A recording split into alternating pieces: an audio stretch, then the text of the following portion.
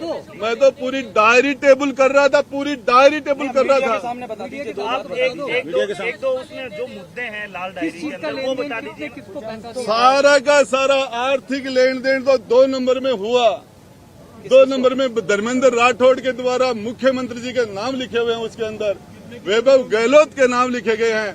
और क्रिकेट के चुनाव के अंदर किसको पैसे कैसे दिए, राज्यसभा में कैसे दिए, सरकार के संकट में किस किस एमएलए को कितने कितने पैसे दिए, किसके द्वारा दे पैसे आया कहाँ, पैसा गया कहाँ, सब कुछ था उसमें।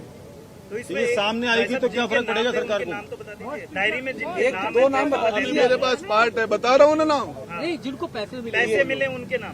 अब मैं बता दूंगा। कितने मिले, किसकी सैलरी? मैं टेबल करना चाह रहा था, उसको टेबल। ये लेन देन कितने का होगा? डायरी में कितने का लेन देन होगा आपको एक अंदाजन? कोई लाख 2 लाख 10-20 लाख का नहीं था, 2-5 करोड़ का नहीं था, उसके अंदर 100-200 500 करोड़ का लेन देन था। दूसरा मेरे पास हो रहा है। हुड्डा जी बताइए, लाल डायरी आपको मिली किसने कहा था आपको लाल डायरी लानी, किस वजह से कहा? हमारे विधायक दल की मीटिंग चल रही थी। मुख्यमंत्री जी ने मुझे कहा, गुड्डा मेरी जिंदगी का सवाल है, किसी भी कीमत पर ये डायरी निकाल के ला, किसी भी कॉस्ट पे निकाल ला। और मैं गया, मेरे साथ 2 लोग और भी थे, वो मना कर देंगे। अभी आप सबको पता है, रामलाल जी भी थे, वहाँ लाठी चार्ज भी हुआ, वहाँ वो धीरज गुजर भी था, लाठी में धीरज गुजर।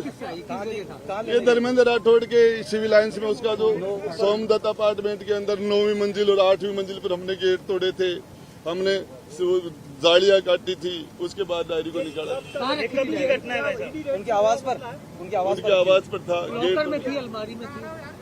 अरे इनकम टैक्स वालों ने, ईडी वालों ने सीज कर लिया था, उसके बीच में से निकाले थे। आपको बता दीजिए, क्या राजेंद्र गुड्डा ने कैसे हमला किया, दिलावर का क्या मामला है, क्यों कार्रवाई की शुरू करो।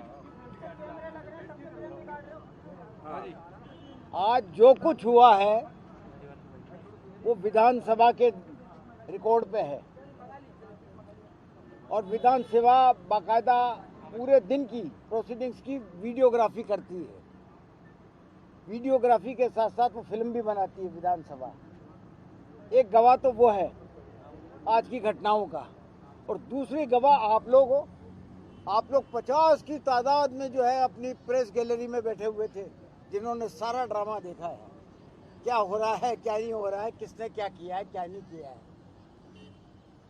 वो मेरी तरफ दौड़ के आए गुड्डा साहब, और गुड्डा साहब आकर के मेरे पहले तो माइक पे झपटे वो, और झपटते ही जो है उनको रफीक खान और वगैरह मेरे जो साथी थे वो सब ने आकर के उनको घेर लिया, लेकिन वो कुछ कर नहीं पाए।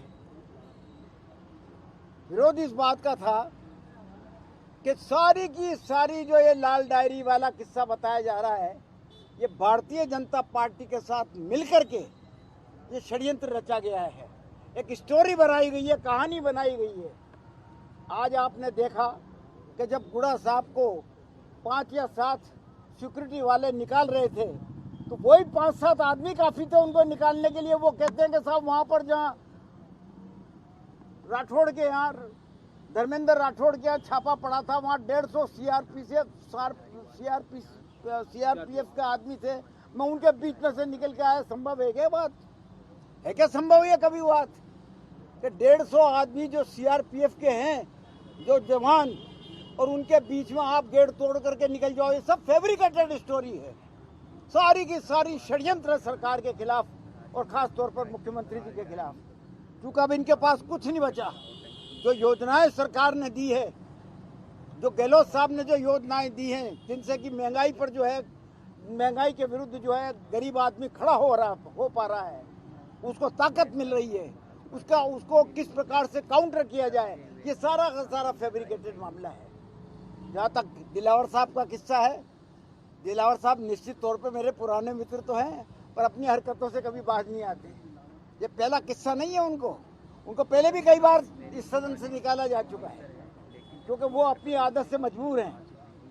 वो करे बगैर कुछ रहते नहीं हैं, आसन को आसन नहीं समझते, आदेश को आदेश नहीं समझते। वो भी मेरी तरफ झपटने के लिए खड़े थे, उनको भी रोका गया। हमारे साथियों के द्वारा, जो पक्ष के साथी थे उनके द्वारा रोका गया।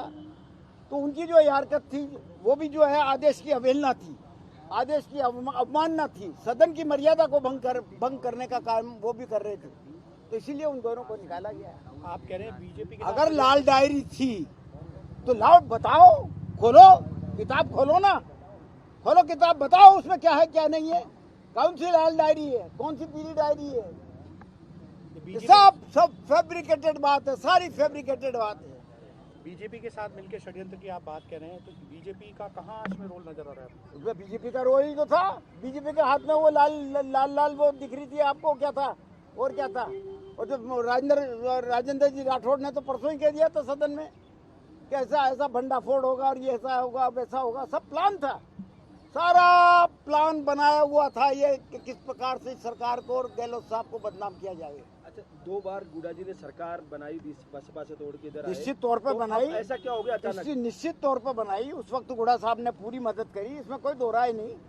लेकिन उनकी तो मांगे अंधाधुंध है ना, वो ऐसे काम करवाना चाहते हैं जो संभव ही नहीं है। धारीवाल जी, उन्होंने एक बयान दिया था कि अलाइनमेंट बिगड़ गया आपका, अब ठीक हो गया? वो इन बयानों पे मैं नहीं जाता है, ये बहुत हल्के बयान है। इन हल्के बयानों पे मैं अपनी रिपोर्ट नहीं देता। किस तरह की मांगे थी जो गुडा ने? वो मांगे जिस प्रकार की थी वो मानने के काबिल नहीं थी, गैर कानूनी बातें थी, नियम के विरुद्ध थी, इसलिए नहीं मांगी गई। सीधी बात है। अब वो भाजपा के हाथों में खेल रहे हैं, ऐसा मान तो